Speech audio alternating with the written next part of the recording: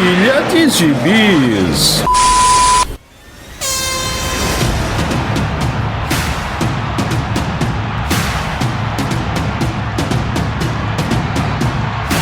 E aí, jagunçada?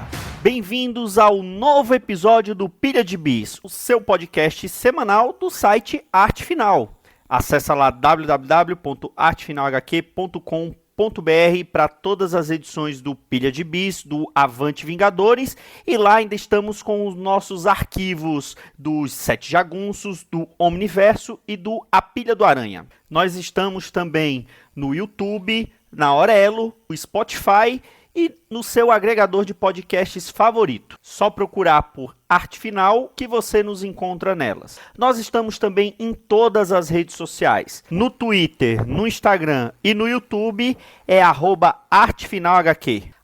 E além do nosso feed principal, tanto o Pilha de Bis como o Avante Vingadores estão com feeds próprios no Spotify. Então você pode procurar e assinar tanto o Avante Vingadores Podcast quanto o Pilha de Bis. Então curta, compartilhe, principalmente venha comentar os nossos episódios nas nossas redes sociais, no Spotify e no YouTube. Você quer comprar o seu gibizinho na Amazon? Então lembre-se sempre de comprar utilizando os nossos links que estão no post e lá no artefinalhq.com.br. E outra forma de você ajudar a manter esse trabalho é nos mandando um Pix de qualquer valor para artefinalhq@gmail.com. E sem mais delongas, vamos para o episódio de hoje. Eu sou o Marcos e aqui comigo hoje Marcelo Miranda. Boa noite, boa tarde, bom dia, queridos ouvintes e Marquito, como vocês estão? Na verdade, vou ter que falar só pro Marquito. Marquito, como você está? Tô bem. Depois de um período ausente aí, né? Estivemos não sei se 1 ou 2 semanas sem o Pilha, estamos de volta.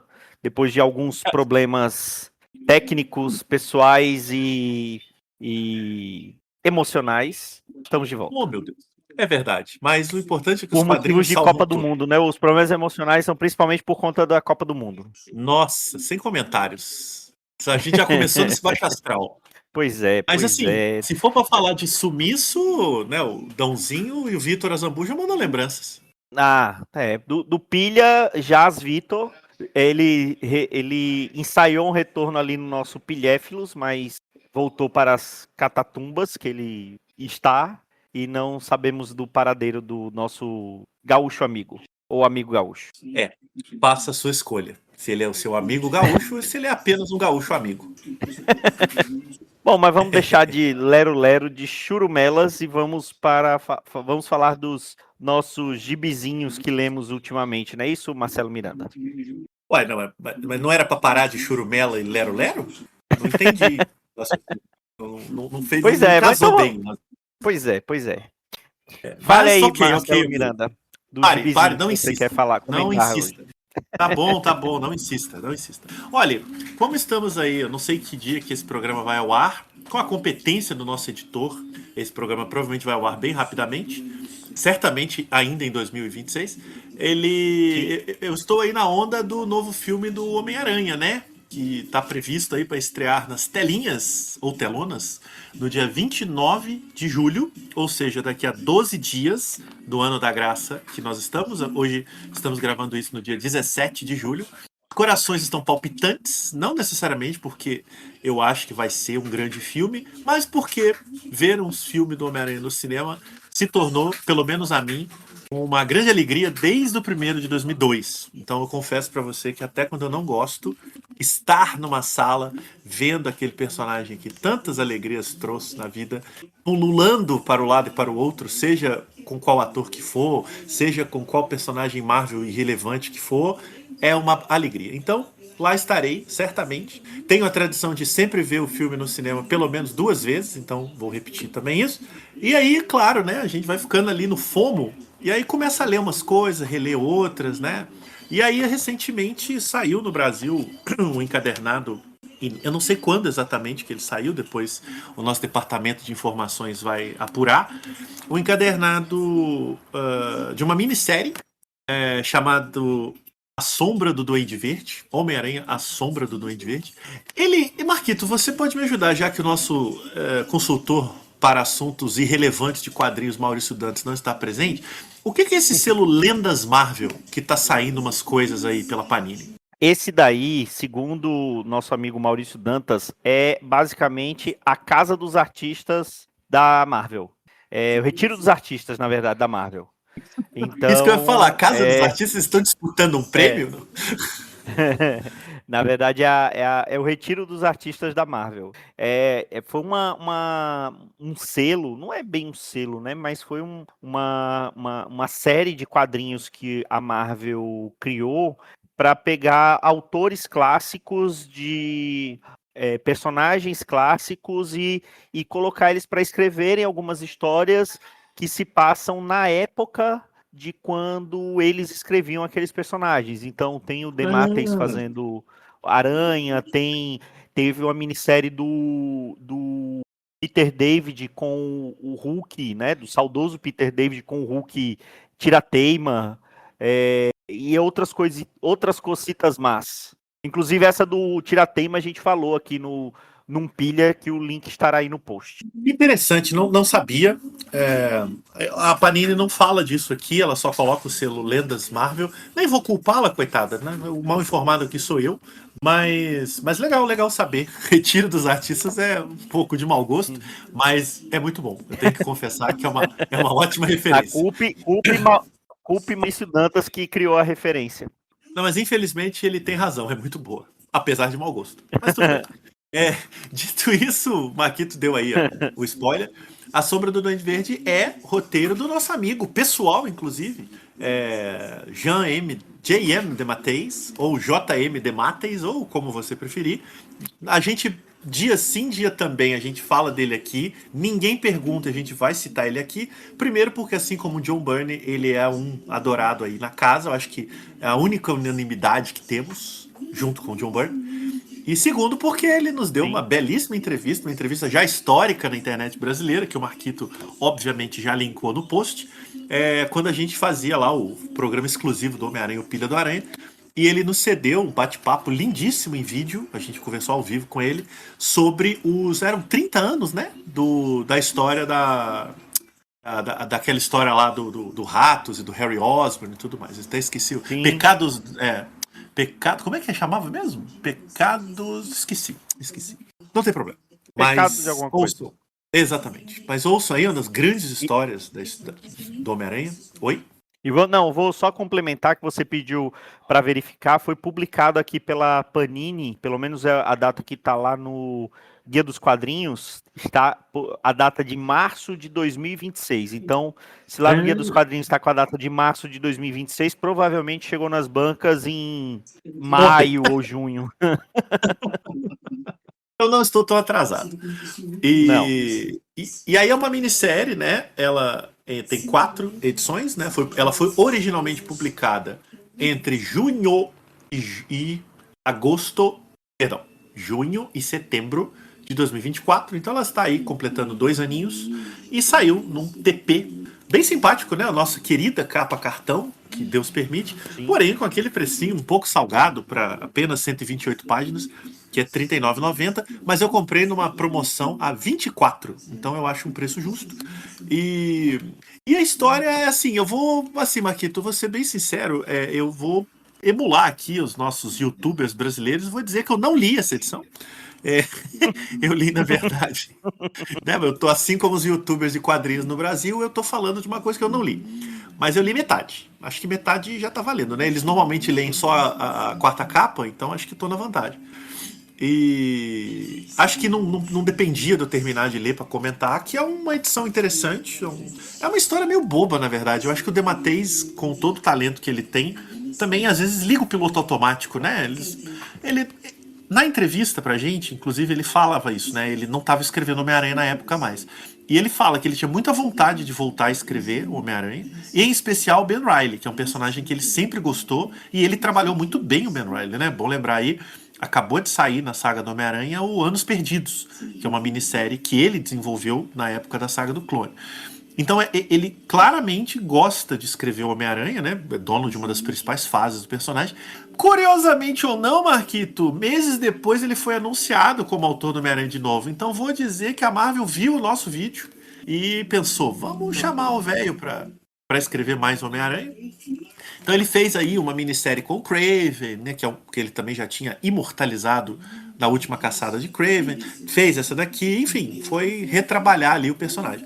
Então, beleza. Ele fez uma minissérie com o Ben Reilly, né, sobre os dias do Ben Reilly atuando como Homem-Aranha, mas todas essas minisséries do DeMatteis nessa fase agora tardia, elas são meio assim, no piloto automático. É ele fazendo, é meio Mark Waid, assim, né? Ele escrevendo ali umas aventuras, umas histórias de tapa-buraco. É sempre, como é característica dessa linha, né? São sempre interlúdios, né? O que aconteceu quando fulaninho encontrou Beltraninho e nunca foi contado. Aí você tem 4 histórias narrando isso. O que aconteceu entre o acontecimento tal e o acontecimento tal. Aí você tem 4 histórias. Então, no caso da Sombra do Duende Verde, eu não sei como esse povo da Marvel faz isso, mas ele cavou, ou seja lá quem foi que fez isso pra ele, né? Mas ele cavou um sub personagem da Amazing Spider-Man 14, de julho de 64, que era um assistente. Olha, presta atenção, Marquito, porque é difícil de entender, tá? Vou tentar explicar melhor.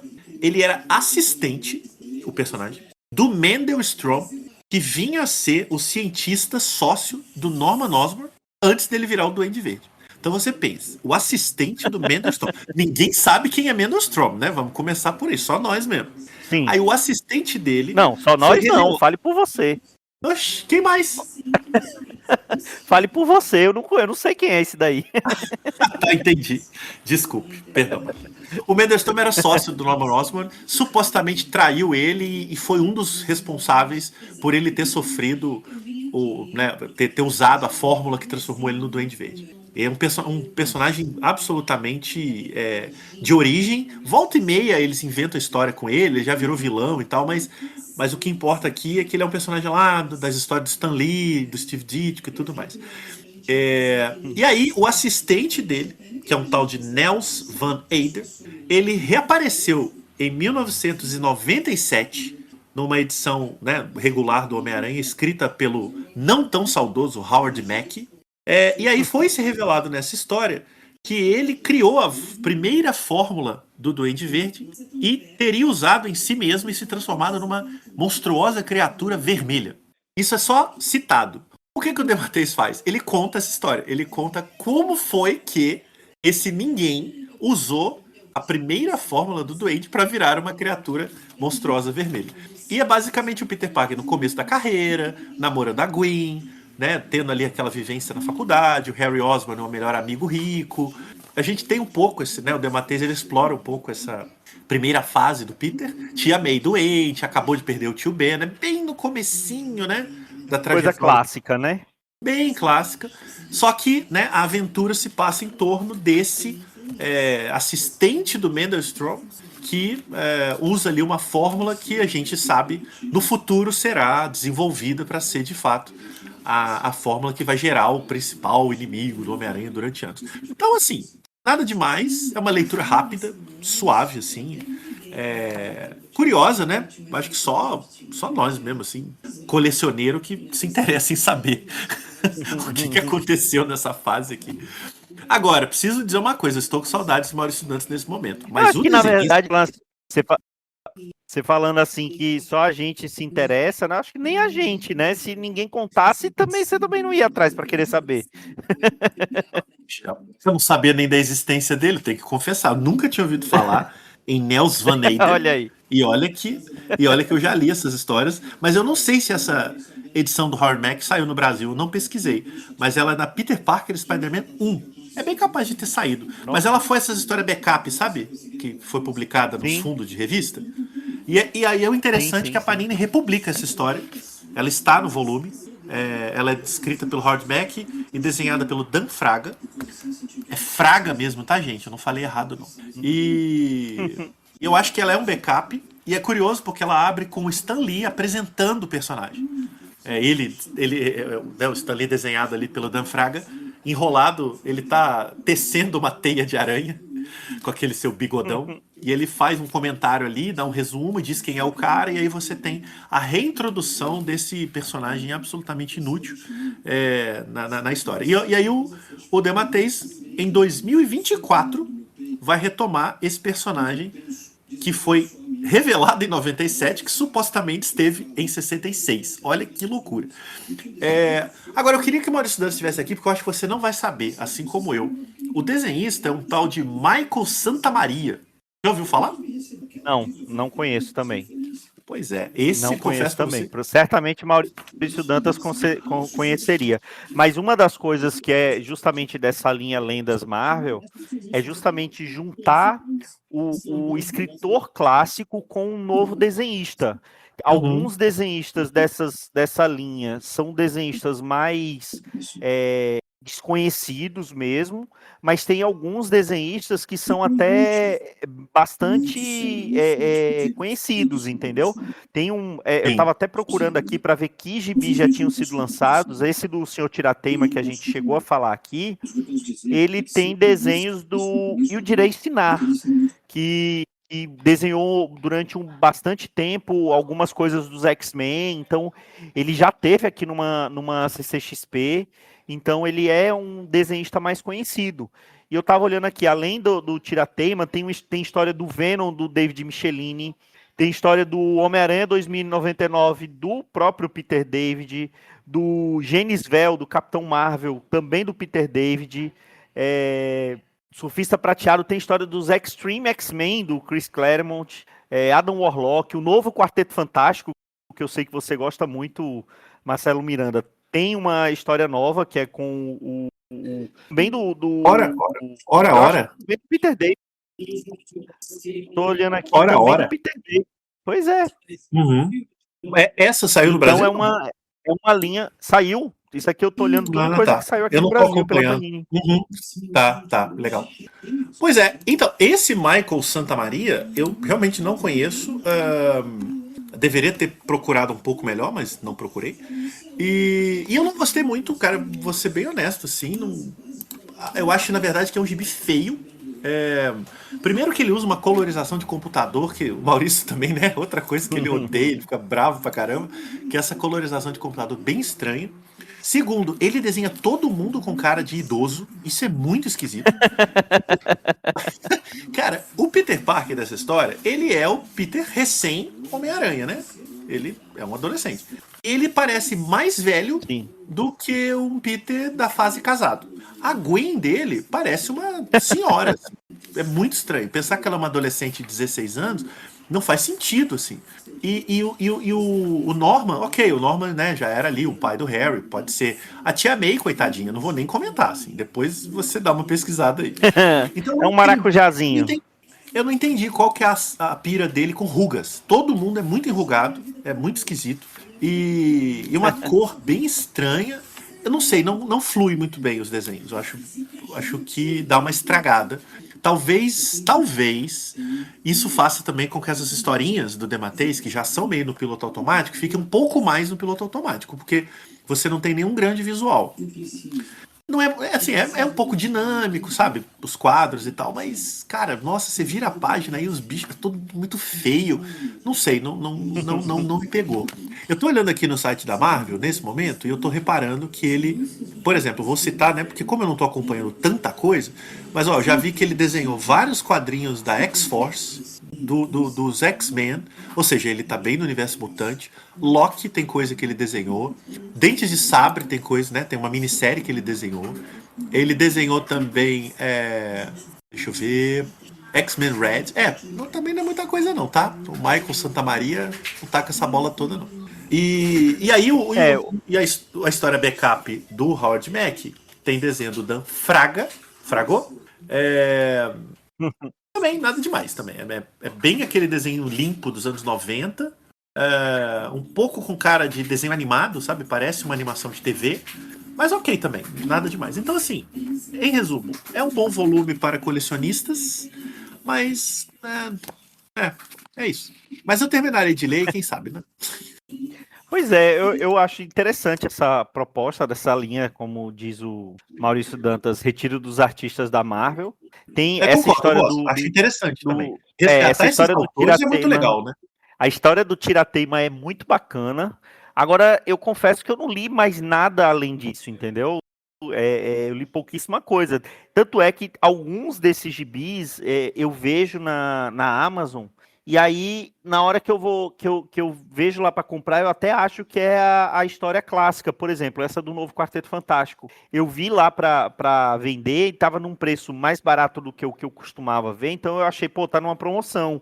Aí quando eu vou ver, não é a história clássica que lançou numa edição capa dura, tal. É uma minissérie nova, né? Eles pegam esses conceitos que eles criaram ali nos anos 70, anos 80 e mantém naquele ambiente, porém é uma história nova, né? Escrita pelo mesmo autor, com outro desenhista, mas se passando naquele período. É uma proposta bacana, eu acho interessante essa proposta. Mas eu confesso que eu não li muita coisa disso, não.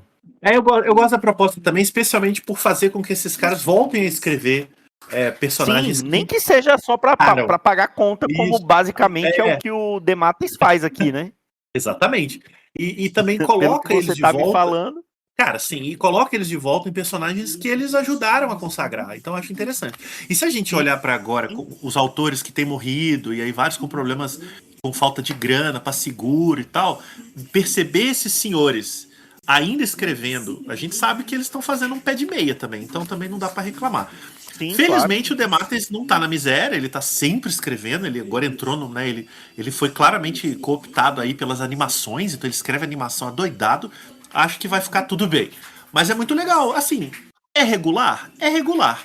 Mas fico feliz de comprar um gibizinho recente do JM DeMatteis? Sempre estarei feliz. Então, mandem mais coisa ruim. Ruim não, né? Principalmente Também tô sendo um sendo gibi do exagerado. Homem-Aranha, né? Porque eu tô dizendo assim, principalmente por ser um gibi do Homem-Aranha, né? Porque talvez seja fácil, relativamente fácil, você achar um gibi autoral dele, mas é mais difícil você ver ele num personagem clássico, né? Num personagem grande, né? É, Onde ele foi, onde ele ganhou a fama, né? pois é, bonitinho. E isso me fez, inclusive, mas isso fica para o próximo pilha, me dar conta de uma coisa que nem quando a gente fez a entrevista eu me dei conta. O Dematteis tem uma longa fase escrevendo Conan. Lá na fase ainda da Marvel, né? Na Olha aí, primeira fase ali do Roy Thomas, Christopher Priest. Ele escreveu, ele tem um ônibus aí dessas coleções do Conan é, da olha Marvel, aí. né? Um volume inteiro de histórias do Dematteis. Um jovem Dematteis ali na faixa dos seus 20 anos. Aí eu já adquiri o ônibus, obviamente não pelos meios legais, perdão, mas é o que dá. E vou ler. E aí, quem sabe no futuro faremos um pilha em que eu comentarei o Conan de JM Dematteis. Aguardem. Olha aí, olha aí. Bom, já que você falou de um escritor clássico num personagem clássico, eu vou falar de um quadrinista relativamente novo, não tão novo assim, mas num personagem clássico, mas aí ele tentando trazer para um contexto novo, que é o Zorro, A Ressurreição, o Sean Gordon Murphy, que foi lançado originalmente nos Estados Unidos pela editora Massif Publishing, e aqui no Brasil foi trazido pela Pipoque Capim. Não, é Pipoque Capim. Pela Pipoque Nanquim, né? A famosa Piroque Capim. Não Eu corte, sou hein? Essa parte bastante você não fã. vai cortar. Claro que não. Eu sou bastante fã do Sean Gordon Murphy. Eu adoro assim os desenhos dele. Gosto muito de toda a série do Batman que ele fez, o Batman Cavaleiro Branco, né? O nosso já estimado Batman Hot Wheels, né? Que ele fez há um tempo. Ele criou todo um universo alternativo do Batman em cima dessa série Cavaleiro Branco. Adoro os designs dele, né? Tem um desenhista aqui, radicado aqui em Alagoas, alagoano, que é o Rodrigo Catraca, que eu falo que ele está com um estilo muito parecido com o do Sean Gordon Murphy. Então, a gente falou também um tempo atrás de um gibi desenhado pelo Catraca, uma livre adaptação do Conde de Monte Cristo. E aqui eu vim eu também adquiri por meios alternativos, né, na banca do Eudes, esse gibi do Zorro, porque assim, eu acho interessante o personagem, não é o meu personagem favorito, mas eu acho o personagem interessante. Teve várias adaptações para cinema, né? Teve algumas adaptações Nossa, até o Zorro. de comédia. Imagina, o Zorro, Enfim, se a o gente que não começar a falta. falar de adaptação do. Se a gente começar a falar de adaptação do Zorro, é um dia de programa, é uma loucura isso daí. É um fenômeno mesmo, né? Vale um pilhéfilos para o Zorro, né? Vale. Talvez. Cara, e E curiosamente eu nunca aquele. li o Zorro, nem quadrinho, nem livro, nada. Eu só vi o Zorro, série de Pois TV é, e o filme. personagem original eu também nunca. O personagem original eu também nunca li nada, assim. Nunca li nem livro, nem conto, nada. E eu acho que deve ter sido um dos primeiros quadrinhos que eu li, se não o primeiro quadrinho que eu li do Zorro. Assim, voltando para adaptação, um desenho que eu. Um desenho não, um filme que eu sempre lembro do Zorro é aquele.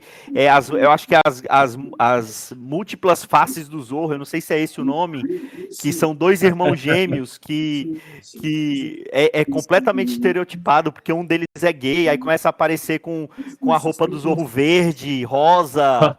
Você lembra desse filme? Cara, não me lembro, mas Cara, talvez já tenha visto quando criança. não, é uma comédia, né? Obviamente é uma comédia. Aí um dos Sim, sim. irmãos usa a espada e esse irmão, que é o irmão gay, usa o chicote. Aí ele acha que aquela roupa preta do Zorro é muito cafona, aí ele aparece com uma roupa amarela, com a roupa rosa, Nossa. azul.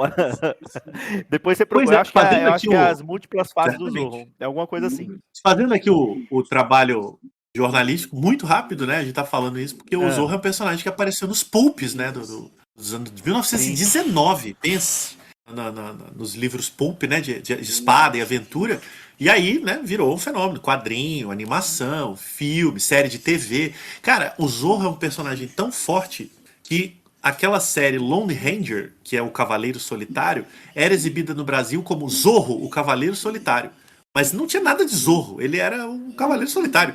E ele tinha lá o Tonto, né? Que era o indígena sidekick dele. Sim, De sim. Zorro era só o título para captar os fãs de Zorro. Aí o cara ligava, era um pistoleiro com uma máscara, e aí virou Zorro, o cavaleiro solitário, assim. Mas de Zorro mesmo não tinha nada. E foi imortalizado no cinema hollywoodiano pelo Antônio Bandeiras, né? Que fez 2 filmes Sim, aí, sim. 2 belíssimos filmes como Zorro. Esse filme que eu tô falando, eu achei aqui As Duas Faces de Zorro, que é de 81.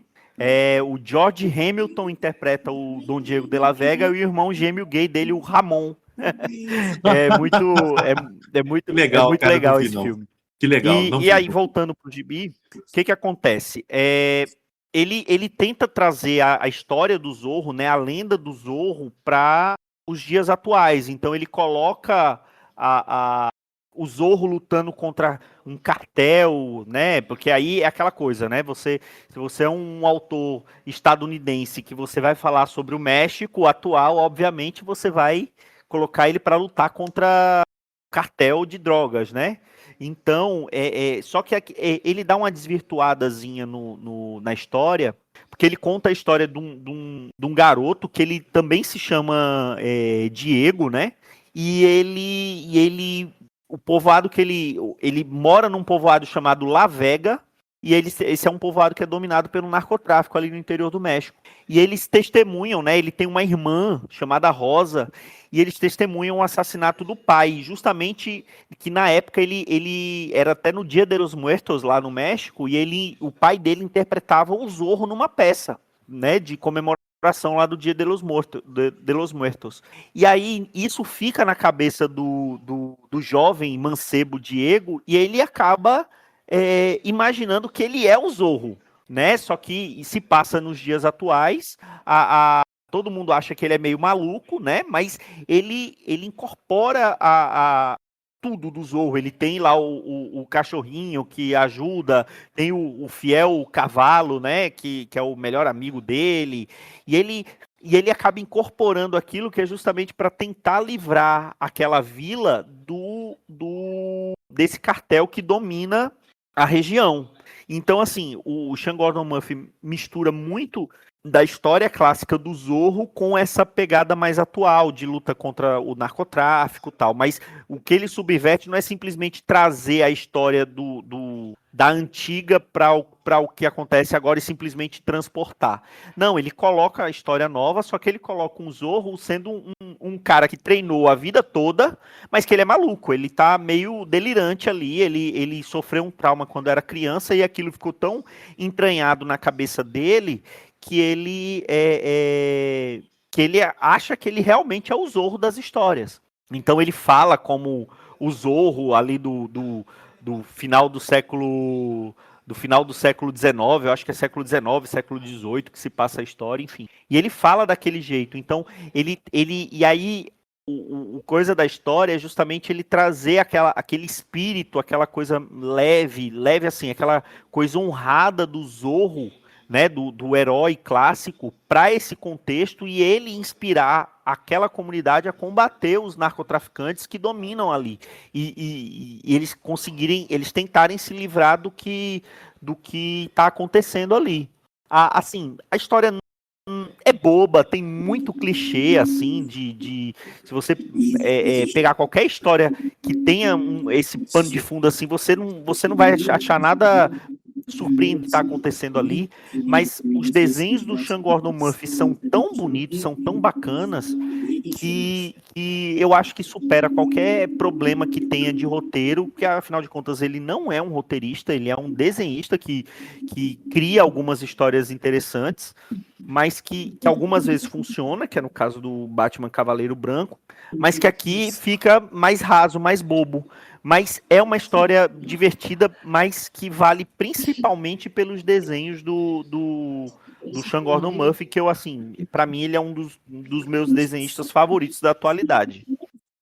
Eu gosto muito dele também. Nossa, eu gosto muito dele. Ele tem uma minissérie na Vértigo, né? Que saiu ali nos estertores da Vértigo mensal, quando a Panini publicava um compiladinho, né? Um mix de Vértigo todo mês, e eles publicaram uma minissérie dele. Depois eles lançaram encadernada, não me lembro agora o nome exato, mas foi onde eu descobri o trabalho dele.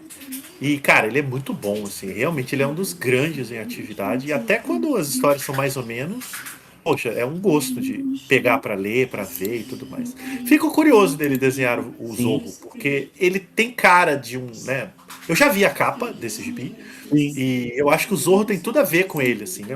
A maneira como ele traça as coisas, eu acho que tem tudo a ver, muito legal. Quem sabe, quem sabe. Eu tava até procurando aqui, eu acho que ele fez aquele Punk Rock Jesus, eu acho. Isso, é esse que eu tava falando. Punk Rock Jesus, né? Muito boa, em preto e branco. Muito preto e branco, né? Só no lápis ali, muito foda. Não, ele é um dos meus desenhistas atuais assim, mais atuais assim, favoritos. Ele Enfim, acho que é isso, tipo... né, Marcelo Miranda? Eu acho que é, né? Talvez seja o nosso último programa antes da estreia do filme do Homem-Aranha. Dizem as más línguas aí que existem filmes do Zorro em andamento. Bom lembrar que foi uma sessão de um filme do Zorro que mataram os pais do Bruce Wayne, então também não pode falar de Zorro nem de Marta perto do Batman, porque ele fica bem chateado. E é isso, né? Eu acho que foi bastante. Verdade, foi curtinho, rapidinho. Espero que tenha dado tempo de você lavar aquela pilha de louça que você deixou do final de semana. Né? Exatamente. Da pilha talvez não, mas os copos dá pra lavar. É verdade, é verdade. Então é isso, Marcelo Miranda. Você estará aqui numa próxima oportunidade, certamente. O quanto antes, melhor, hein? Vamos lá. E logo, logo aguardem mais pilha de cinéfilos. Quer dizer, pilhéfilos. Pilha de cinéfilos. Pilha de cinéfilos. Pilha de cinéfilos é se a gente fizesse programa sobre nós, né? Pois é. É isso. Aguardem. Então é isso, meus queridos ouvintes. Até a próxima semana com mais um Pilha de Bis. Um grande abraço e tchau. Tchau.